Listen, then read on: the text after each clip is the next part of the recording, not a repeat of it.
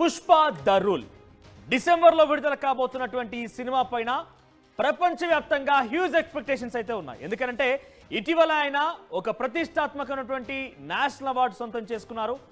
అయితే ఇప్పుడు నేను చెప్పబోయే టాపిక్ కేవలం అల్లు అర్జున్ గురించో లేదంటే డైరెక్టర్ సుకుమార్ గురించో ఇతర నటీనటుల గురించి కాదు. ఇది నేను చెప్పబోయే అంశం టాలీవుడ్ ప్రతిష్టతకు సంబంధించిన అంశం. ఎందుకంటున్నా అంటే ఇదివరకు ఎటువంటి సినిమా కూడా ఇండియన్ హిస్టరీలో ద బిగ్గెస్ట్ ఎవర్ రికార్డ్ ని కైవసం చేసుకున్నటువంటి సినిమా పుష్ప.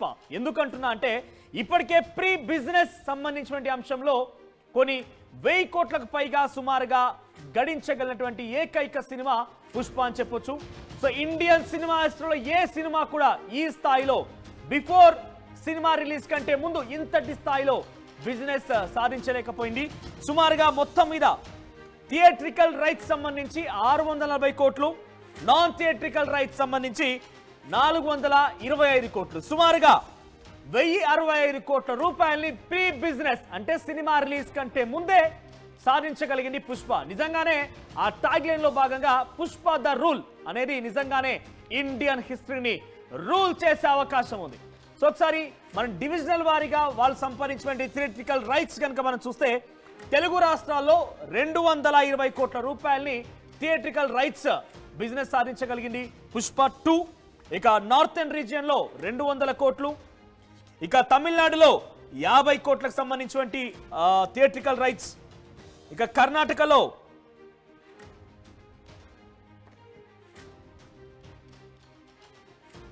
ఇక ఓవరాల్ గా తెలుగు స్టేట్స్ సంబంధించి చూసి రికార్డ్స్ పుష్ప ఏ రకంగా బ్రేక్ చేసిన చూస్తే కనుక తెలుగు స్టేట్స్ లో ఏపీ అండ్ టీఎస్ కలిపి మొత్తం మీద అన్ని రైట్స్ ఇప్పటి వరకు రికార్డ్ బ్రేక్ చేసింది. 1065 కోట్లతోని ప్రీ రిలీజ్ బిజినెస్ సాధించింది పుష్ప.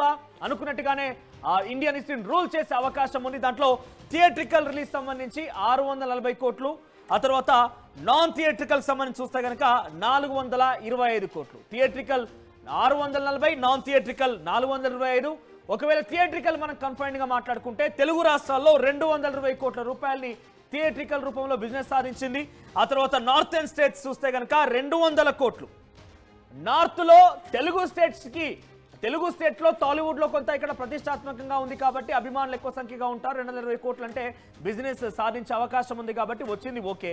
నార్త్ లో కూడా 200 కోట్ల రూపాయలని సాధించగలిగారు ఈ సినిమా కనంటే అర్థం చేసుకోవచ్చు ఎంత క్రేజ్ అక్కడ ఉందనేది. ఇక తమిళనాడు చూస్తే తమిళనాడులో 50 కోట్ల రూపాయల థియేట్రికల్ బిజినెస్ అయింది. ఆ తర్వాత కేరళ విషయానికి వస్తే కేరళలో 30 కోట్ల రూపాయల థియేట్రికల్ బిజినెస్ అయింది. ఆ తర్వాత ఓవర్సీస్ సంబంధించి చూస్తే కనుక ఓవర్సీస్ లో 120 కోట్లు ఓవర్సీస్ లో బిజినెస్ అయింది పుష్పకి. ఈ కన్ఫైన్డ్ గా నాన్ థియేట్రికల్ రిలీజ్ సంబంధించి చూస్తే నాన్ థియేట్రికల్ రిలీజ్ 425 కోట్ల రూపాయలు. సో ఈ 425 కోట్ల రూపాయలు నెట్ఫ్లిక్స్ కేవలం చూడొచ్చు బిగ్గెస్ట్ ప్లాట్ఫామ్ నెట్ఫ్లిక్స్ అనేది. నెట్ఫ్లిక్స్ లో సుమారుగా 275 కోట్లు. ఆ తర్వాత మ్యూజిక్ సంబంధించి చూస్తే మ్యూజిక్ కే కేవలం 65 కోట్లు. ఇక శాటిలైట్ రైట్స్ సంబంధించి అంటే టీవీలో టెలికాస్ట్ చేయడం కానివ్వండి ఈ రైట్స్ సంబంధించి 85 కోట్లు. సో మొత్తం మీద 1065 కోట్ల రూపాయలని Pushpa all time record, Pushpa to the rule all time record ని కైవసం చేసుకుంది.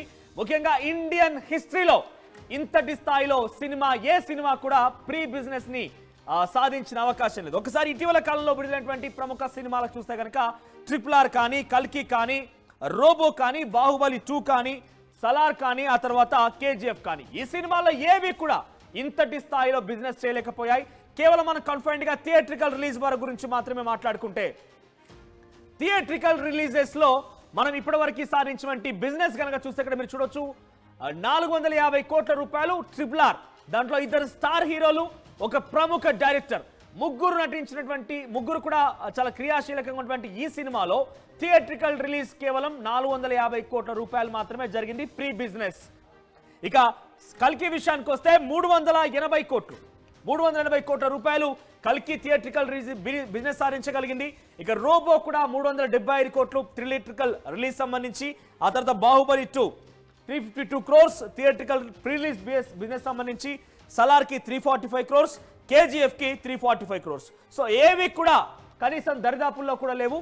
థియేట్రికల్ బిజినెస్ సంబంధించి కేవలం థియేట్రికల్ బిజినెస్ మాత్రమే పుష్ప ప్రీ బిజినెస్ సంబంధించి అంటే సినిమా రిలీజ్ కాకముందే పుష్ప 2 సినిమా సుమారుగా 640 కోట్లు. ఇది ఆల్ టైమ్ రికార్డ్ ఇది.